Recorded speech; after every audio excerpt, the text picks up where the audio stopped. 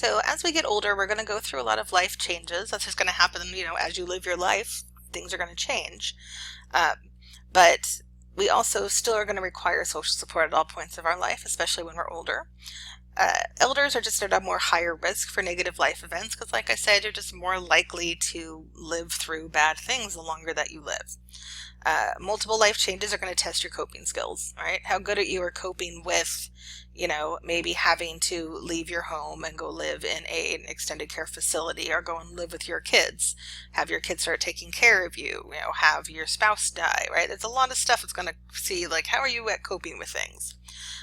Women are just more at risk across the board of negative life changes because they live longer. And the longer you live, the more likely you are to experience these negative things.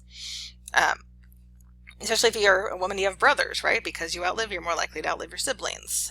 So even if you're an older sibling and you have younger siblings, if some of your younger siblings are males who are close in age to you, you're likely to outlive them. My grandma had 22 brothers and sisters, and they are almost all gone now. So there's 2 of them that are still left alive. So my Aunt Lilovina and my Aunt Lupe are the babies of the family, and they're still alive. They're both in their late 80s. But those 2 have lived through seeing, 20 siblings die, their parents die, some of their, nieces and nephews die. That's been a lot that they've had to live through, right? They've moved homes, they've, gone through a lot. There was a lot that these women have lived through and had to, learn how to cope and see what's going on. But man, they're resilient. They also drink and smoke a lot, so there's that. All right, so positive social support does increase physical and mental well-being across the board. So being religious absolutely helps as long as you're using it as a good coping mechanism. So are you going to church? Are you listening to what the preacher, priest, pastor, person is saying? Are you, doing the things at the church? Are you going to church meetings, to Bible groups? Are you doing the socials? Are you, really being involved within your religion? That's a great social support for older adults to be doing. Very important. My family is, Catholic, obviously, because we're Mexican. And all my aunties were always my grandma are always very involved in the church. They're all up in there. One of my great auntie, Concha, who just died a few years ago, who was like 98 years old when she died. She was, every single week, twice a week, she would walk like 7 blocks, which on her tiny little short osteoporosis legs was quite far, to the church. She'd make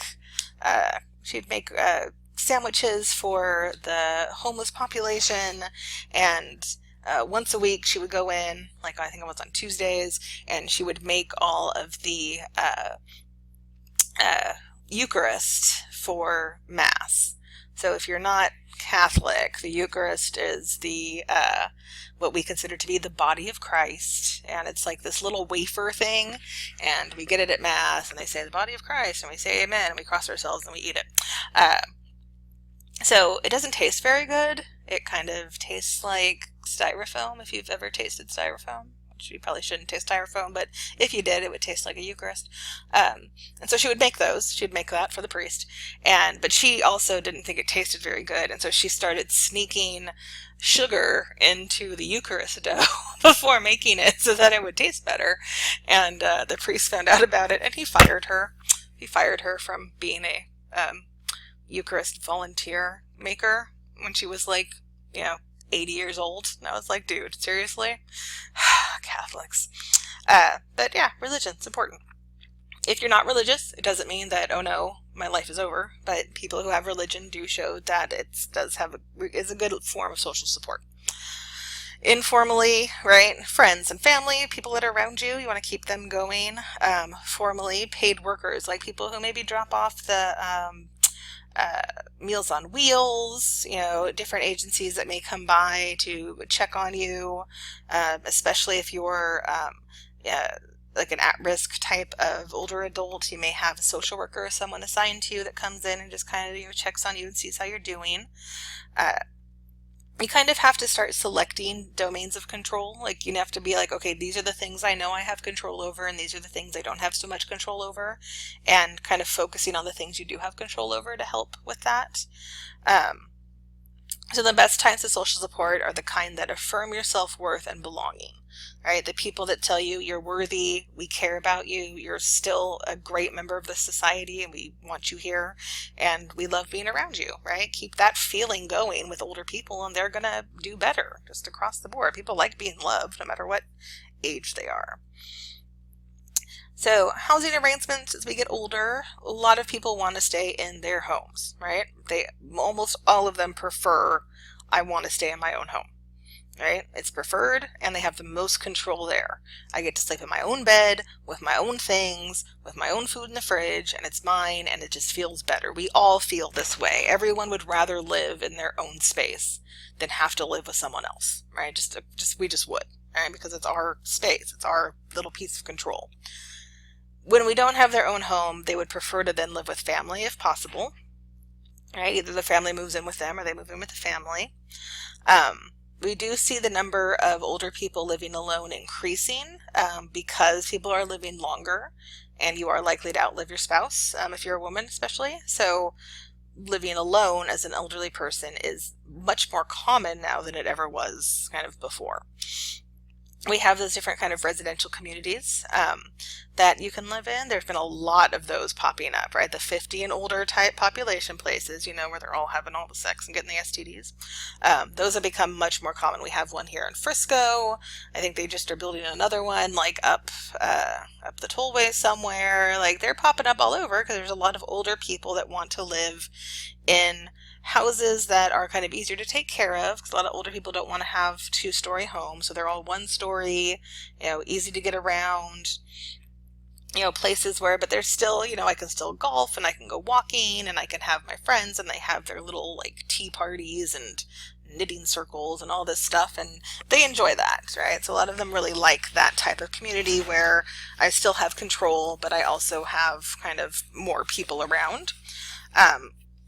And then we have these kind of what we call life care communities, or, like I said, continuing care retirement communities, that you start off in your own home and then you kind of slowly move to the continuing care type of facility until finally you're at like the full-on skilled nursing facility, but it's all within the same community, so that you never have to really leave where you've been living. It's always, you just kind of change the area that you're in, and then your friends are still around to see you, which is nice.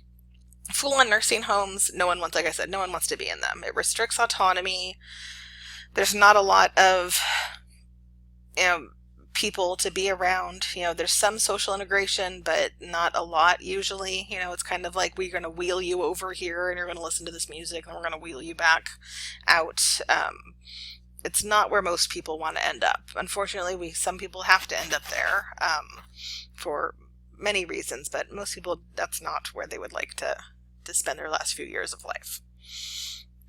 So marriage and late adulthood, satisfaction peaks up again, because that marital you, remember, goes down when we have kids. Now they're all gone. All of our kids are moving out. They're all married and have their own kids now.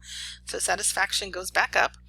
There's fewer stressful responsibilities. You don't have kids to raise. You probably have grandkids you can see and hang out with, and then send them home, fill them up with sugar, and say, bye, have fun tonight, parents. You don't have to go to work usually. Your house is usually paid off. Your cars are paid off. You don't have, a whole lot of bills to worry about. There tends to be more fairness in household tasks. Once men retire, they're more likely to start helping out more with domestic type stuff. You have more time for joint leisure, and that does not mean leisure where you smoke joints, or maybe it does, whatever you want to do. You're old, what do you care? But it's when, things that you can do together. If you both enjoy golfing, things like that. My mom and dad's best friends live in one of those golf communities for older adults, for active adults, and they both love golfing. They golf every single day together. Every day. They're so fit. It's amazing. Um, my parents like to go and see shows and go to musicals and, outdoor typey things because, they live in the Bay Area where it's, nice weather all the time. They love doing that, so they have more time to be doing things like that. Oh God, and going on cruises. Oh, the cruises these people go on. Well, not anymore because, COVID, but man. So thankfully, I want you all to take a deep breath and be thankful that I will now maybe have some sort of inheritance because my parents won't be able to spend all of it on their cruises anymore. Because I was pretty sure I was going to get a check, a bill from the Princess Cruise Lines when they died for, $18,000 or something. Was my parents love to cruise. And it provides emotional understanding and regulation, right? There's someone there we can talk to, right? I have my friend still with me. That's good. If you're not having a good marriage, however, and you're old, it's a lot harder on the woman than it is on the men, right? Because you've kind of gone through this, whole marriage of maybe not being super happy, and now you're old, and you're just like, oh God, I'm still married to this person. So women tend to have a harder time in a bad marriage than men do. And a lot of them at that point are usually like, well, they'll be dead soon, so I'll just wait it out. So maybe don't be like that person. So widowhood tends to be the most stressful event of life for many. If you live through the death of a child, that's going to be the worst event in your life. Most people won't live through the death of a child, thankfully. So the most stressful death in their life will usually be the death of their spouse. So 1/3 of the elderly are widowed. Obviously significantly more women than men because they outlive the men. Usually they don't remarry. A lot of times they'll live alone, and they have to cope with loneliness. Reorganizing life after becoming a widow is a lot harder for men, like I said. And men, even over the age of 65, are much more likely to remarry than women do. When women are widowed, they very, very rarely will remarry because they're kind of like, oh my God, I cannot train another one. Like, it's too much work. I can just take care of me, thanks. But when men are widowed and they don't, commit suicide, they are much more likely to remarry. Even when they're in their late 60s, 70s, even 80s, right? Especially if they've got money. Don't worry, there'll be someone who'll marry them. They will definitely, if the opportunity arises, they're more likely to remarry because having that person there is just better for them physically and psychologically. So my great-grandpa, my mom's grandpa, he was married, normally married. Then his wife died when he was in like his 50s. He got remarried again in his 50s. His second wife died when he was 70. He decided that he wanted to go to Portugal for a while, like you do when you're 70. So he went to Portugal for a few years. And he came back when he was 75 with a 20-year-old wife. Yes, that's right. Who was pregnant. And he had 4 more kids with this lady, with his 20-year-old wife and my 75-year-old great-grandpa. So my mom has like aunts and uncles that are like 10 years younger than her. And like I have like cousins and aunts and I have like an aunt, or like I'm an aunt. So I don't know. It's like really weird because his kids from his first marriage have grandkids that are older than their brothers and sisters are, or their half brothers and sisters are, because my great-grandpa just really did not like not being married, so he stayed married, and he lived to be like 90. He's the only man in my family that actually lived a long time. So there you go. Being married helps men live longer. Be like my great-grandpa. Or not. Pretty sure great-grandma number 3 was really about that green card, but we're not going to judge her. She had to have sex with a 75-year-old man.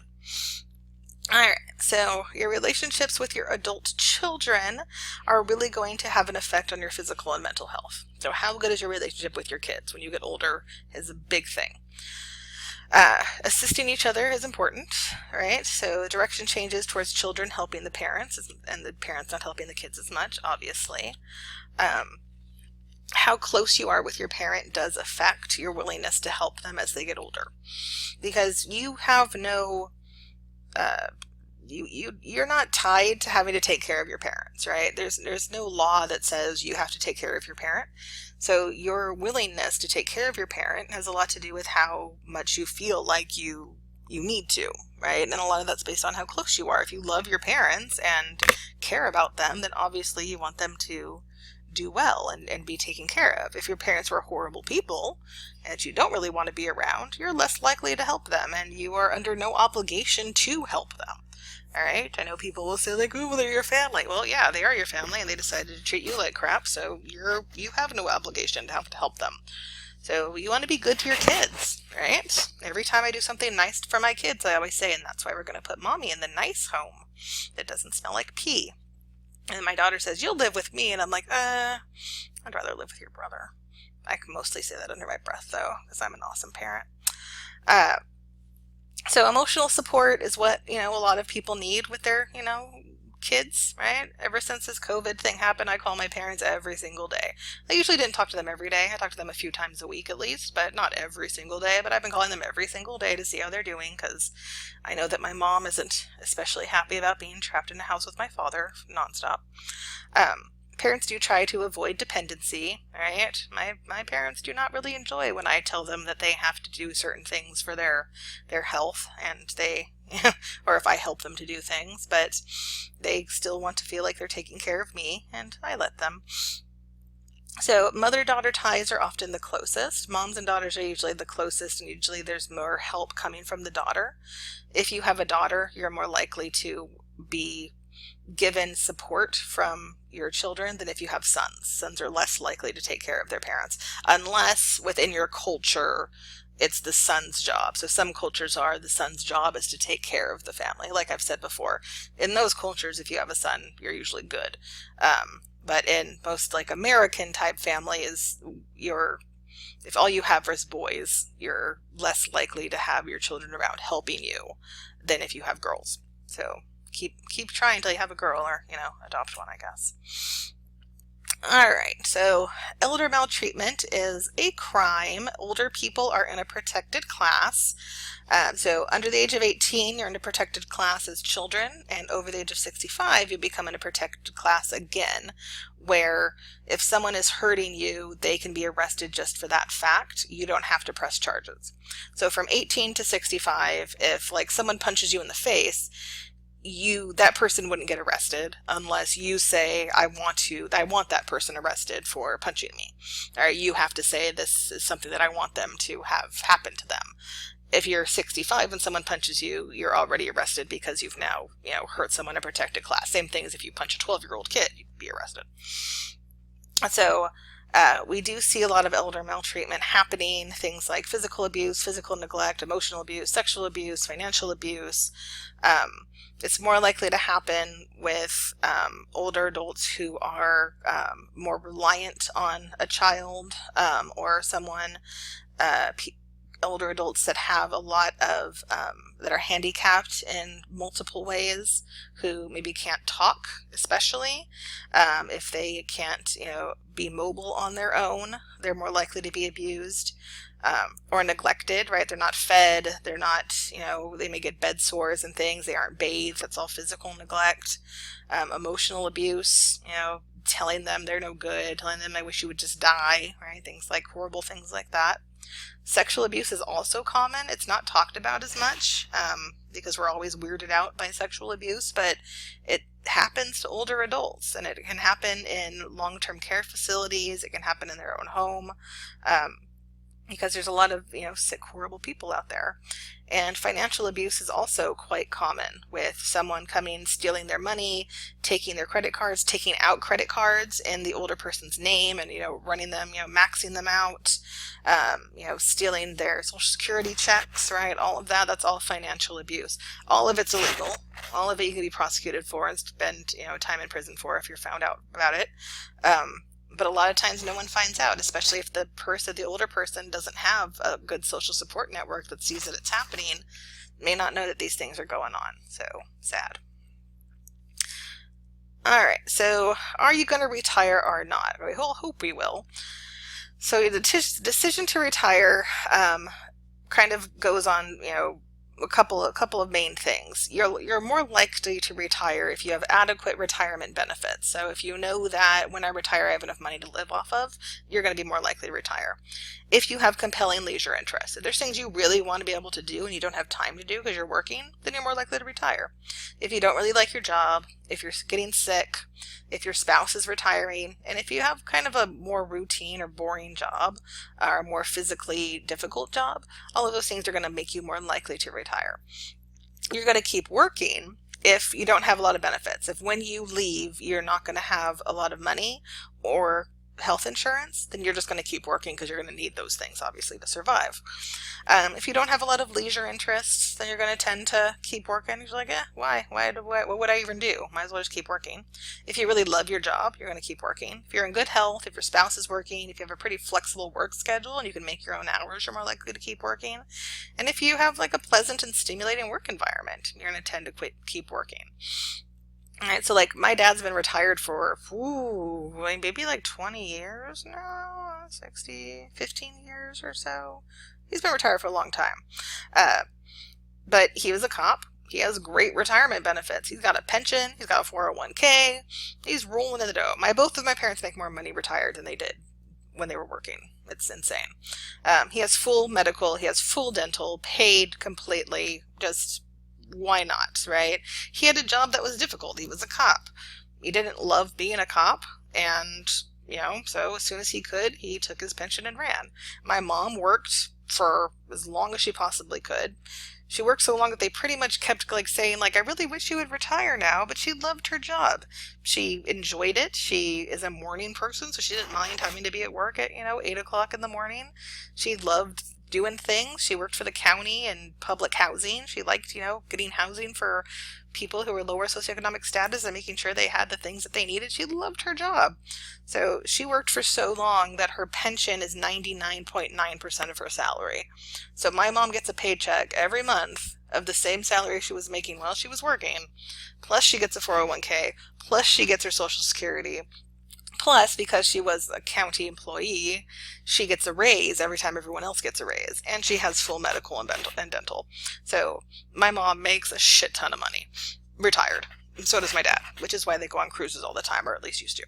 But she loved her job, so she kept working way longer than my dad did, right? I'm going to keep working. I always tell my students I'm going to die on the podium because, I like my job. I have high work commitment. I have a flexible work schedule. I like what I do, especially when I actually get to see you guys and you're not just floating people that I'm thinking about in my brain while I'm talking to my computer alone in my room.